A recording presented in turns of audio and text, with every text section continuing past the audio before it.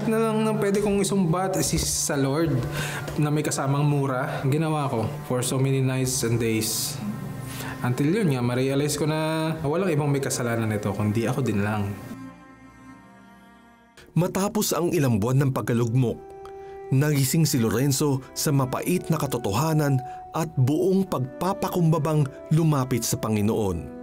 Pare-pares sa sinasabi ng mga tao sa paligid ko na may plano ang Diyos. Until ako na-realize ko na, oo nga, siguro nga may plano ang Diyos sa akin. Wala akong magagawa eh. Tapos inamin ko yung mga kamalian ko na hindi ako marunong magdasal, hindi ko siya kilala, wala akong relationship sa kanya. Tapos hihingi ako ng isang bagay na ganyan. It all makes sense yung mga time na yun. Sabi ko sa Lord, sige, sa kung paanong kaparaanan, kikilalanin kita, magsisimba ko pala. Yung lagi yung term ko, magsisimba ko sa iyo palagi. Muling sumubok si Lorenzo sa licensure exam. Sa pagkakataong ito, ipinagkatiwala niya ang lahat sa Panginoon. Everyday until makapag-take ako ng board exam, pumupunta ako ng simbahan. As in, walang palya, walang absent. Umiiyak ako sa simbahan. Yun na lang yung meron ako eh. Kailangan, Lord, ikaw na to. Wala na akong magagawa dito. Wala akong prayer na pattern na, Lord, thank you, ganyan. Lord, save niyo po ako. Isalba niyo po ako dito. Save me, Lord, at saka sorry. Gusto ko na pong maging maayos. Tulungan niyo po ako dito sa darating kong board exam. At sising-sisi akong sa mga cursive words na sinabi ko sa Lord. Parang yung nangyari sa magulang ko. Nagrebelde ako sa magulang ko. Pagbalik ko, minahal ako. Ganun din naramdaman ko sa Lord ng time na yun, unconditional ng pagmamahal. Until little by little, napansin ko na gumagaan ang pakaramdam ko. Na-experience ko nun ay kapatawaran. Nag-grace ng Lord ng forgiveness. At saka hinayaan ng Lord patawarin ko rin na ang sarili. Laking gulat at tuwa ni Lorenzo nang malamang naipasa niya ang licensure exam. So instead of makaramdam ako ng maging proud ako, wala, humility na natanggap ako, hiyang-hiya ako. Nasabi ko sana lahat ng congratulations ay huwag sa akin. Kung pwede kong ihagis pabalik lahat sa Lord, huwag po ako. Tapos grabe yung pasasalamat ko noon ay I'm so emotional. Ay Lord, totoo ka pala talaga. Salamat, narinig mo ako. Salamat, sinalba mo ako. So from this time on, kung araw-araw ako sumisimba, this time kung pwede kong doblehin, gagawin ko. So tinuloy-tuloy ko yung ganung lifestyle ko. Uma-attend ako sa iba't ibang religious practices. Ang purpose ko lang nun is para maipakita sa Diyos kung paano ba ang tamang paraan para makita mong lumalapit ako sa iyo. Wala akong tamang paraan. Di lahat na lang ng religion na ihain niya sa akin. Sige tara. Para akong lost soul na walang bahay na mga time na yun. Nakapagbukas siya ng sariling dental clinic. Sa pagbubukas ng kanyang klinika, muling nag-cross ang landas nila ng isang dilag na matagal na niyang lihim na iniibig. Same university kami, different course, tourism siya, dentistry ako. So sa school namin, sa yung campus crush, una ko siyang nakita, tumatak na sa akin yun, yung moment na yun. Ba, ganda talaga nito, crush na crush ko talaga. Minessage ko ng napakaraming beses, hindi naman ako pinapansin.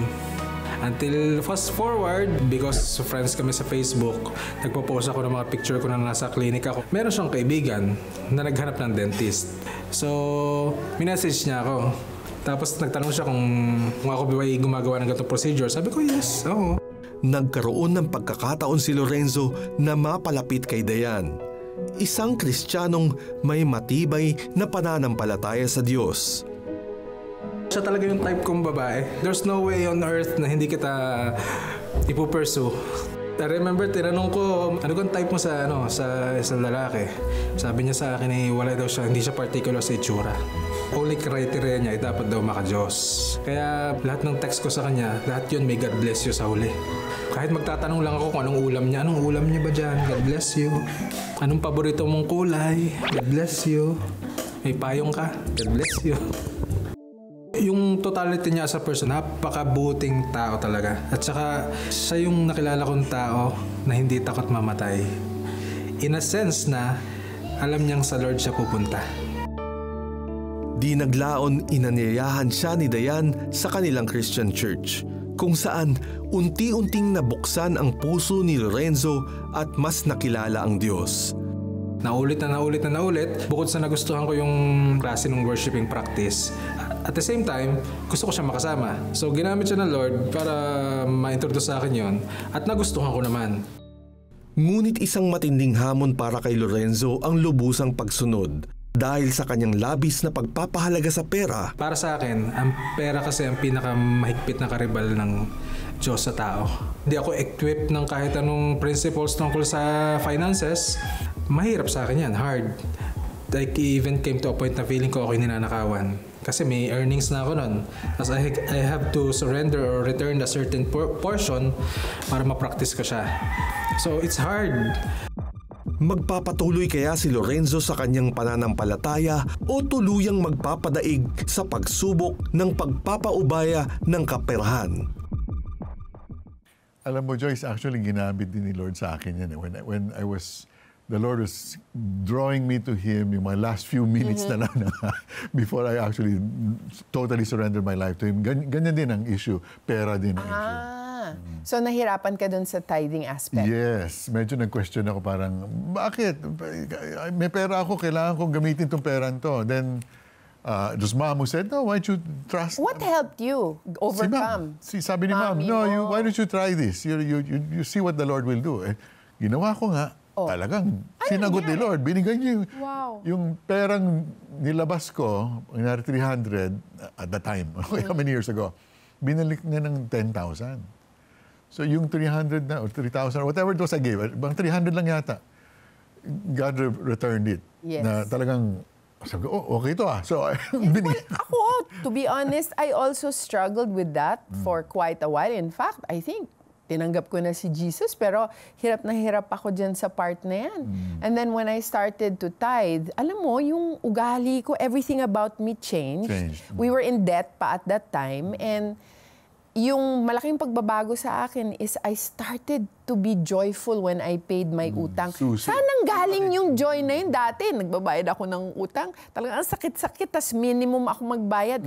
Nag-iba talaga ako after I started tithing. And then, we were able to overcome the debt that we had. Amen, God is amen. good. Ang problema kasi natin, di ba, we're so used to leading our own lives na on our own power. Di ba? Kung anong kaya kong gawin, kung yung perang kaya kong kitain sa akin yun, anong pakialam ng Diyos sa pera ko? Ako nag-work niyan. Oo, akin yan. Akin yung perang yan.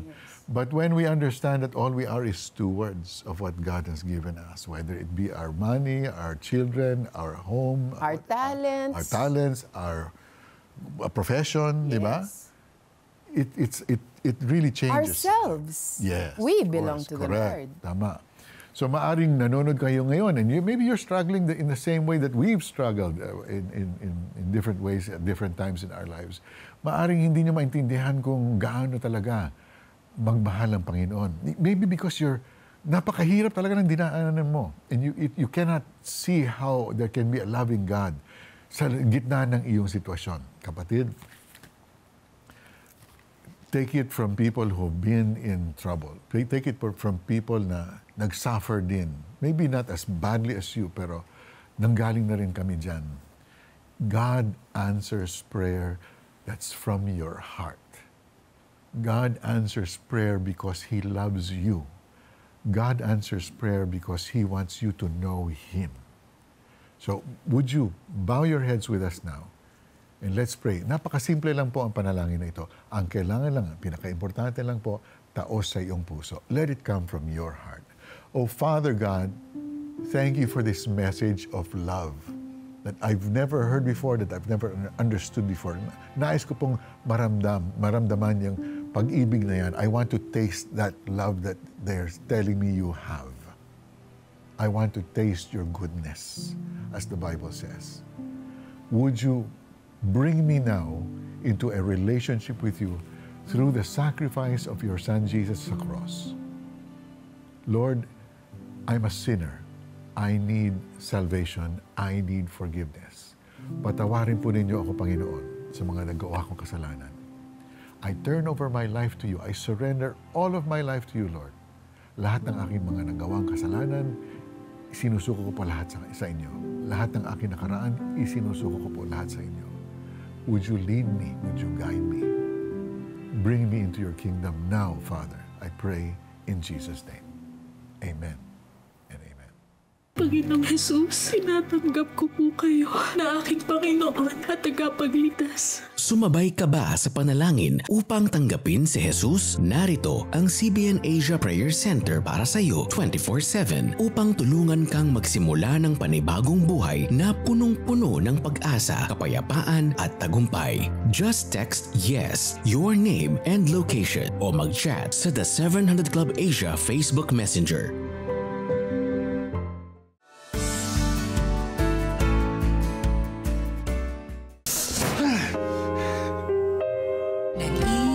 Maghihintay pa rin ako, Lord. I'm Nolo Lopez. I'm Jasmine, and this is my story. Tugon is now available on USB flash drive with a downloadable discussion guide. Watch and engage in meaningful conversations with your family and friends. Donate 1,000 pesos to CBN Asia and receive 2 bonus Tanikala telemovies, Kampihan, and Senior Moment with free discussion guides.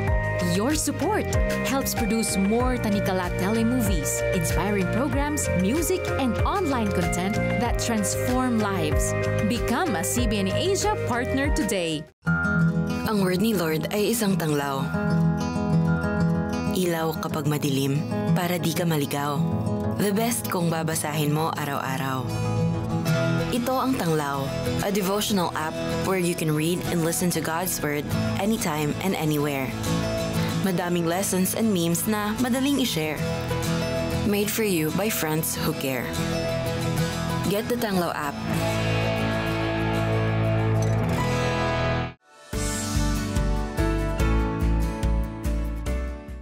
We're back on the 700 Club Asia. Isang blessing na makasama natin sa set ang sinasabing crush ni Lorenzo na si Diane. Thank you so much for joining us today, Diane. Thank you so much, Joyce. Thank you so much, Wow, ang Manny. ganda-ganda mo in person, di ba?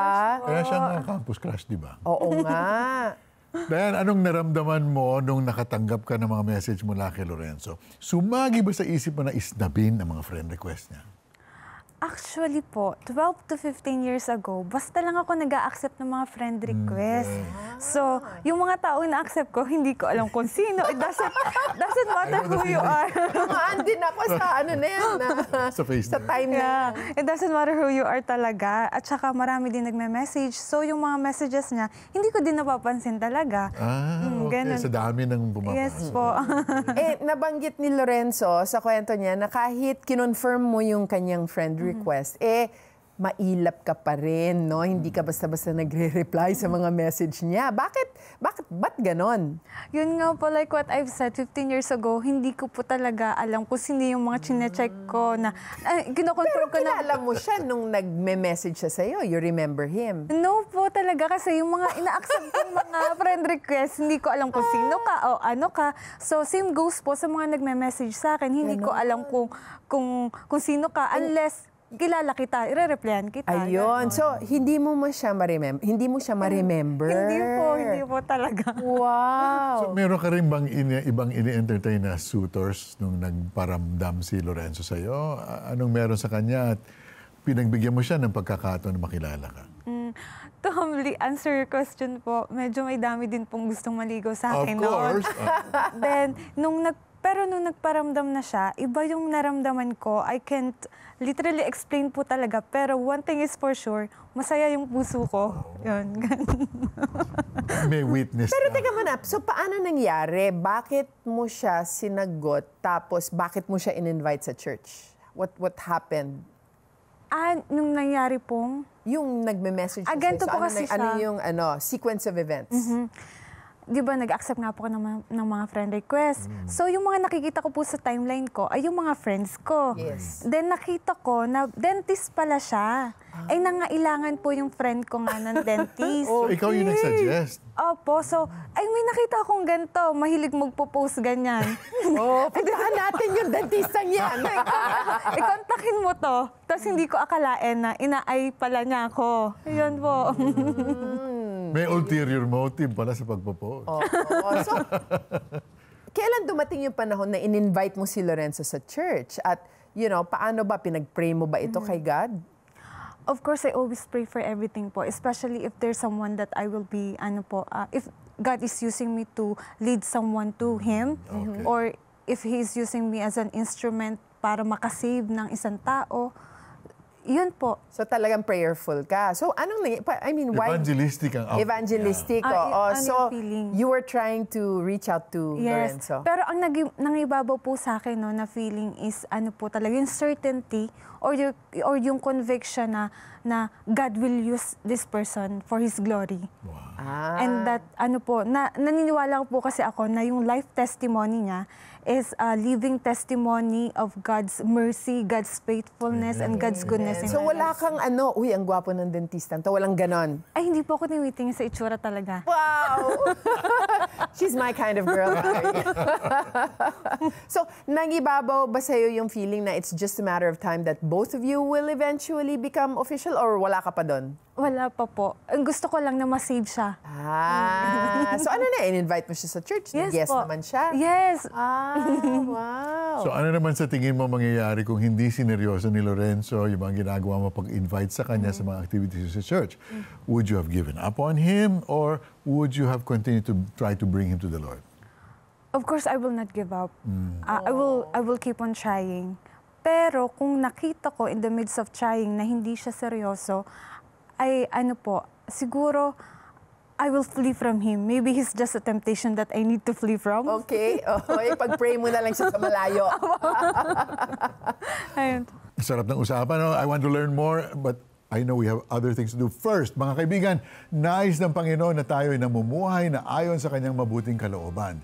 Magagawa natin ito sa pamamagitan ng pagsunod sa Kanyang salita.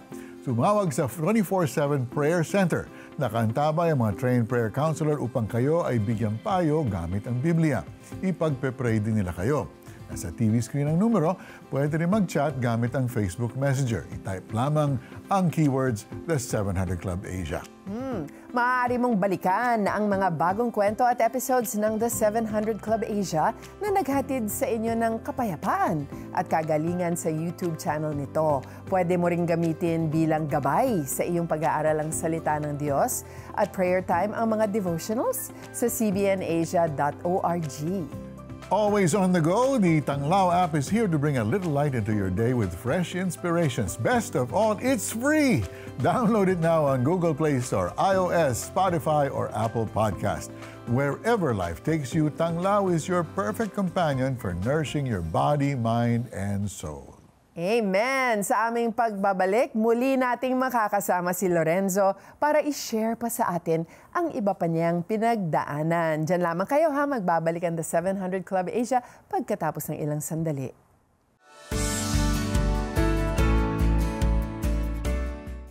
Are you ready to unlock the power of your voice? Join VoiceCon 2025 via webinar or face-to-face. Scan the QR code for more. Magdodonate ako sa CBN Asia. Oo, bait naman. Sige.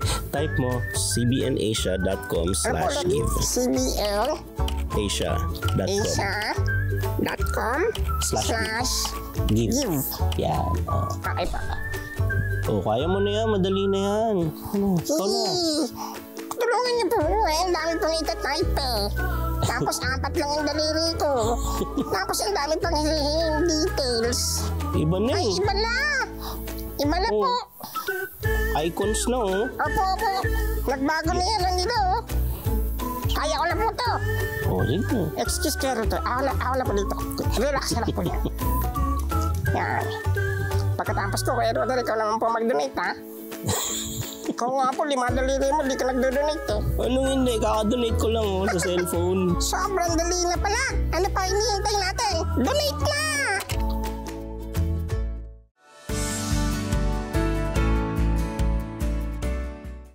Kayo'y nanonood pa rin ng The 700 Club Asia. Kasama natin ngayon si Lorenzo. Salamat sa muli mong pagbisita sa amin. Thank you po ulit, Mari. Good to have you.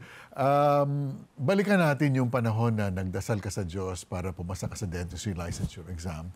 At kung sakaling hindi ka pumasa, magpapatuloy ka pa rin ba sa pag-seek kay Lord? Alam niyo po, napakagandang tanong niyan. Ngayon lang siya natanong sa akin. sa dami ng beses na nagkikwento ako.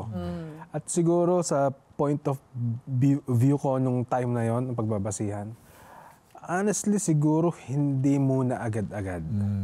Pero naniniwala kasi ako na kung oras ko na para arestuhin ako ng Lord, kahit ano pang gawin ko, kahit nasan ako, feeling ko aarestuhin niya pa anytime, in any ways. Siguro hinihintay lang yan ni Lord, no? Nabanggit mo sa kwento mo na you wanted to experience the Lord, no? Kaya you tried different religious practices or groups. So, nakatulong ba ito para lumalim ang pagkakakilala mo kay God? Anong yung naging impact sa buhay mo? Well, generally, I would say yes. Pero nakakalito siya. Nagdulot siya ng malaking kalituhan sa akin. Kasi, kung sino si God. Kung sino si God, kung paano ba ang tamang approach, kung paano ba ang tamang pag-worship, kasi, ayun, nakakalito. So, paano naging mas diretso ang pananaw mo kay God? Nung naka-attend ako sa isang Christian church. Wow. Hindi dahil isinama niya ako, pero part na din yun, isinama niya ako. To be very honest. Confessions. Doc na dapat ang tawag natin kay Lorenzo kasi pumasa na siya sa dentistry sa point na to, no? Wow. Yun po. So pag-usapan naman natin yung pag-pursue mo kay Dayan. Ito ba ay pinagdasal mo din sa Panginoon? Kung oo, anong klaseng prayer ang ginawa mo? Prayer na maniligaw. Evangelical. Fasting. Well, yung mga panahon na una kami nagkakilala, to be honest, hindi ako nagdadasal na magkaroon ako ng partner na Christian. Okay. Kasi at the first place, wala akong idea kung ano ba ang isang Christian na babae. Pero totoo na pinagdasal ko siya the moment I met her again. Kasi sobrang gandang-ganda talaga ako sa kanya. Pasensya na ako. Kasi physical talaga naging basihan ko nung una. Okay. Tapos ang laking bonus na Christian pala siya. So yun, ang ganda ng plano ng Lord. So ano kaya ang gagawin mo sakaling hindi mo nakuha ang nais mong sagot mula kay Dayan? Well, bago ang lahat, Joyce, ay hindi kasi, una sa lahat, hindi kasi ako magustuhin yung mahirap akong magkagusto agad. Mapili ka. It takes time. It takes time. Kaya yung nagustuhan ko siya, sabi ko, there's no way on earth na hindi ko siya mapapas sa akin. Kailangan magawa ko lahat. So kung hindi man siya sa una, siguro mga 99 times pa akong susubok ulit. Wow, kinikilig ako dito. Nako, Dayan, ano yung mga qualities ni Lorenzo na talagang sabi mo hindi ka tumitingin sa itsura, no? So ano yung mga qualities na nakita mo kay Lorenzo na nagustuhan mo? Oh, nice question. Qualities. Honestly, his innocence of not knowing what to do keeps me alive. Masyado po kasing malaki yung tiwala niya sa akin that I can do it, that I can surpass it. So basically, it's his trust in me that I'm strong that makes me strong. Wow, ang ganda naman. Nakakatuwa. So, paano, paano mo napao si Dayan? Can you describe just how it happened? Well, Joyce, naniniwala kasi ako na daig ng lalaking nakakatawa ang lalaking gwapo lang. To be honest, bilang ako ay naniniwala akong naregaluhan ako ng Lord ng maraming sense of humor. Pinatawa ko muna siya ng pinatawa. Pag nakita kong tawan-tawa na siya at nasasanay na siya sa pagtawa, umalis muna ako saglit. Wow. Para maramdaman kung hahanapin niya ako. Medyo hinanap po tayo, kaya sabi ko, mahal na niya ako. Time to strike. It worked. It worked.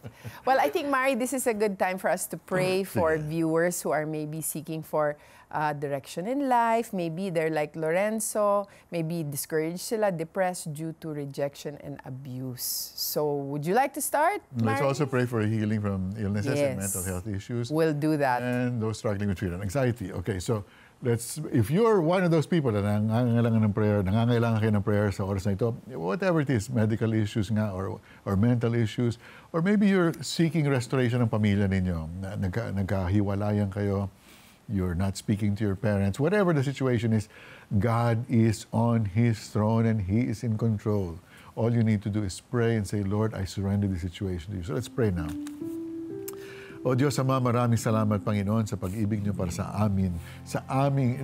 All of us, Lord, who you have created, Father.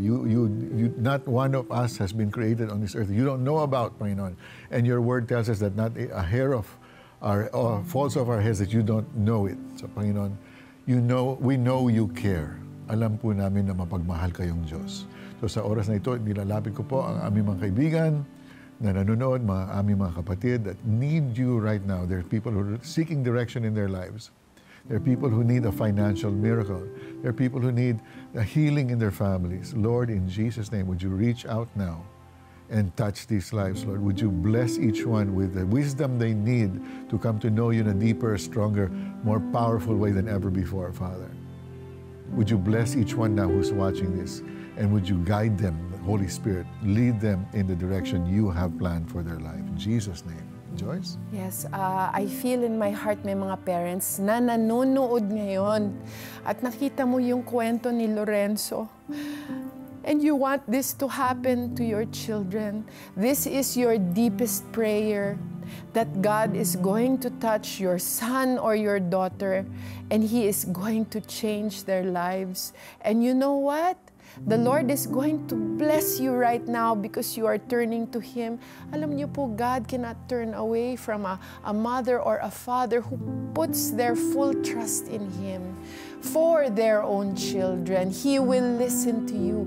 Just look to Him, read His Word, and receive your children. Katulad ng dun sa parabolon yung anak na bumalik, yung prodigal son. Just be that kind of a parent to them and receive that child with love. And your prayer will be answered in the name of Jesus. Naramdaman ko na tuloy-tuloy ang pag-recover ko. Doon ko naranasan yung kapangyarihan ng Diyos. Wala kaming pera pero naitayo namin yung farm na ito. Nag-restore sa akin, finances, trabaho, lahat po yan galing sa Panginoon. Tulad ba nila ay sinagot din ng Panginoong Jesus ang iyong panalangin? We want to hear it from you. Please text answered prayer and share your story with us. Send it to 0917-126-1442. There are moments in life when the weight of loneliness feels unbearable, and we wonder if anyone truly sees our struggles. Yet even in those darkest hours, God's watchful eye never leaves us, day or night, and His arms are always ready to catch us, no matter how far we feel we may have fallen. In His presence, we find not only comfort, but the fullness of peace and joy that surpasses all understanding.